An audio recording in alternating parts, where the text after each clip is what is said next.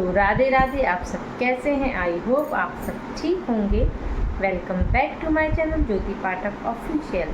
सो आज है संतान सप्तमी। संतान सप्तमी ये गणपति बप्पा जो हमारे गणेश चौथ को रखे जाते हैं, इसके बाद जो संतान सप्तमी पड़ती है तो वो संतान सप्तमी पड़ती है। वो हमारे यहाँ जितनी भी माएँ हैं वो अपने बच्चों के लिए, अपनी संतानों के लिए, चाहे वो लड़का हो चाहे वो लड़की हो, सबके लिए माँ संतान सप्तमी का उपवास रखती है। उन बच्चों की दीर्घायु के लिए, सुख समृद्धि के लिए और उनके उज्जवल भविष्य के लिए सारी माएँ उपवास रखती हैं। तो आज है संतान सप्तमी। आपको यानी सारी माँओं को ढेर सारी शुभकामनाएं संतान सप्तमी की। और आज अभी मैंने नहा धो लिया है, पूजा वगैरह मेरी हो गई है, गणपति बप्पा रखे हुए उनकी भी पूजा हो गई है। और इसके बाद अब मैं थोड़ा सा किचन का काम करूंगी। इसके बाद दोपहर में हमारे यहाँ संतान सप्तमी की पूजा होगी। तो आप मेरे ब्लॉग में ऐसे ही बने। तो आप देख सकते हैं मेरी गणपति बप्पा की पूजा हो गई है और बहुत अच्छे लोग हमारे घर में आते हैं तो एक अलग ही रौनक रहती है 10 दिनों तक। और फिर जब उनकी विदाई होती है तो मन में बहुत ही ऐसा लगता है कि जैसे कोई घर का ही सदस्य कहीं चला गया है।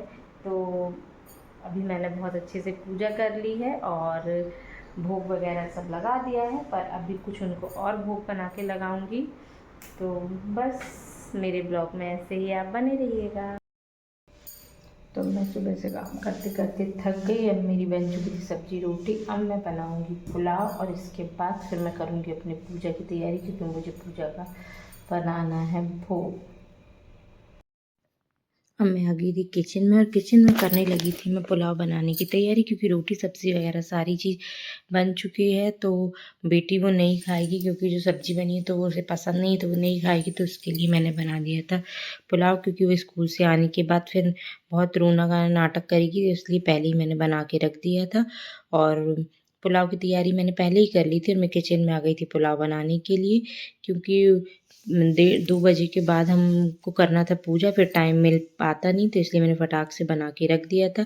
फिर मुझे पूजा की सारी तैयारी करनी थी, क्योंकि पूजा की तैयारी करने में बहुत ज़्यादा टाइम लग जाता है। इसलिए मैंने बोला पहले खाने का पूरा फिनिश करके रख देते हैं। फिर मैंने प्लेटफॉर्म वगैरह साफ़ करके, क्योंकि मुझे पूजा का भोग बनाना पड़ेगा और मम्मी के लिए भी वो मीठे पुए खाने के जो खाते हैं वो भी बनाने थे।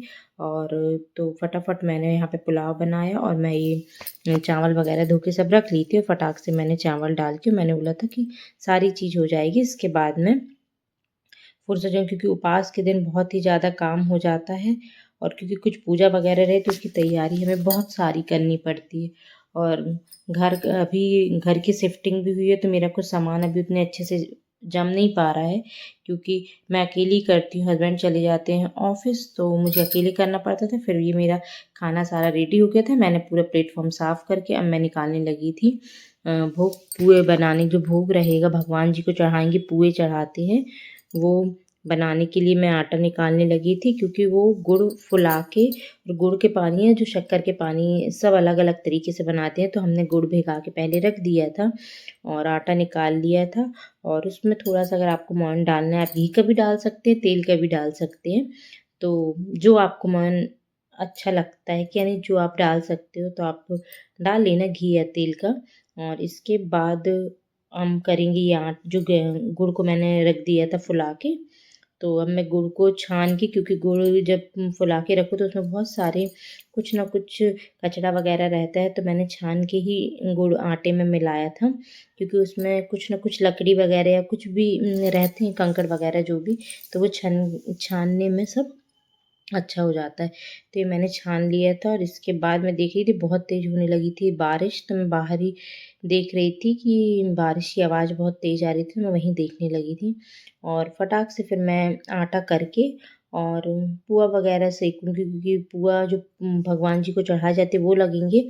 और मैं तो अपने तुरंत ही गरम जब खाती हूँ शाम को तभी सेंकती हूँ, पर मम्मी के मैं सेंक के रख दूँगी, क्योंकि उनको जब खाना होगा तो वो अपना खा लेंगी। तो फटाफट ये मैंने कर लिया था आटा, क्योंकि आटा थोड़ी देर के लिए मैंने रख दिया था 5-10 मिनट के लिए कि फूल जाए। फिर इसके बाद मैं फटाफट बना दूंगी पूड़ी, क्योंकि थोड़ा सा आटा फूल जाएगा तो अच्छा लगता है। तो ये मैंने सारे बना दिए थे, पूरे भोग के भी बना दिए थे, मम्मी के लिए बना दी थी। अब ये मैं आ गई थी रेडी होके, क्योंकि पूजा की तैयारी मैंने कर ली थी और मैं चली गई थी रेडी होने। और आप देख सकते हैं कि कितनी सारी पूजा की तैयारी है, तो टाइम तो लगता ही है अकेले करने में।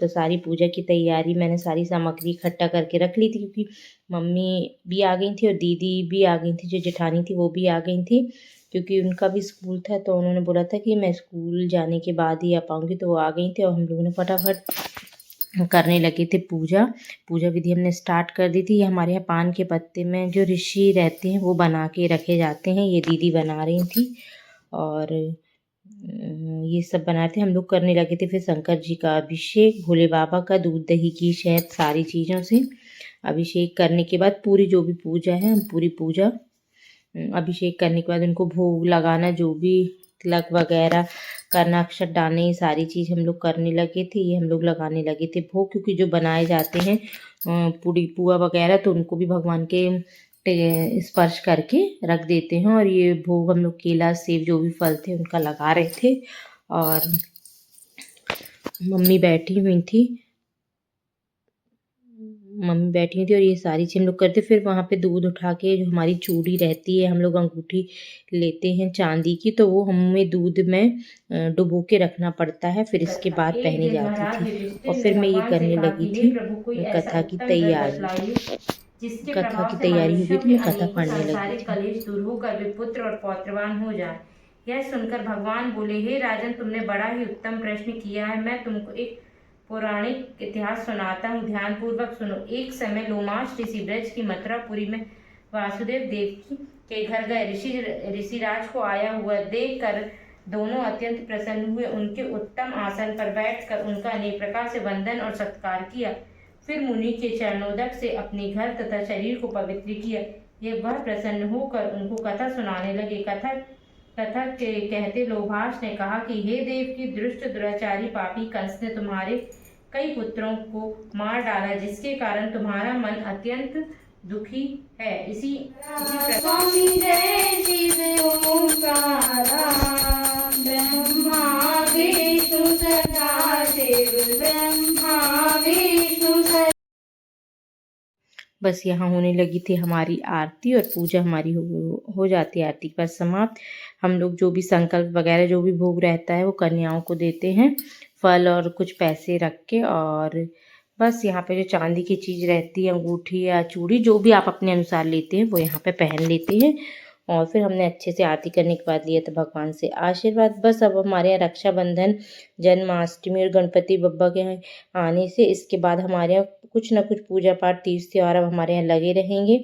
अभी पितर आ जाएंगे, फिर नौ दुर्गा, उसके बाद जो दिवाली, दशहरा और जो देव उठनी 11 रहती है, उससे हमारे यहाँ के शुभ कार्य चालू हो जाते हैं।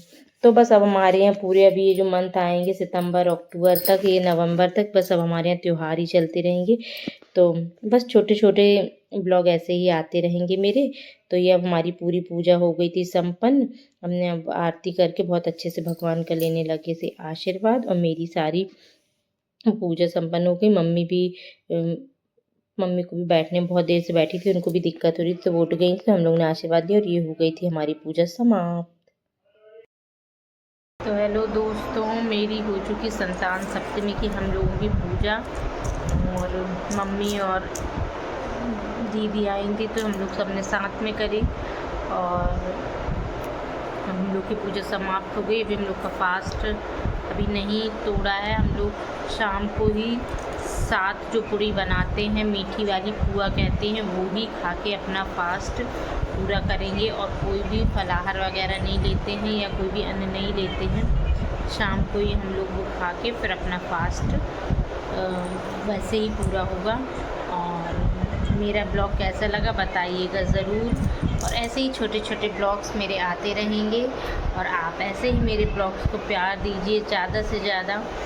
मेरे चैनल को सब्सक्राइब करें, मेरी व्यूज़ ज़्यादा से ज़्यादा देखें कि मेरे व्यूज़ आएँ, और लाइक करें और कमेंट भी करें। तो मिलते हैं नेक्स्ट ब्लॉग में। Bye bye.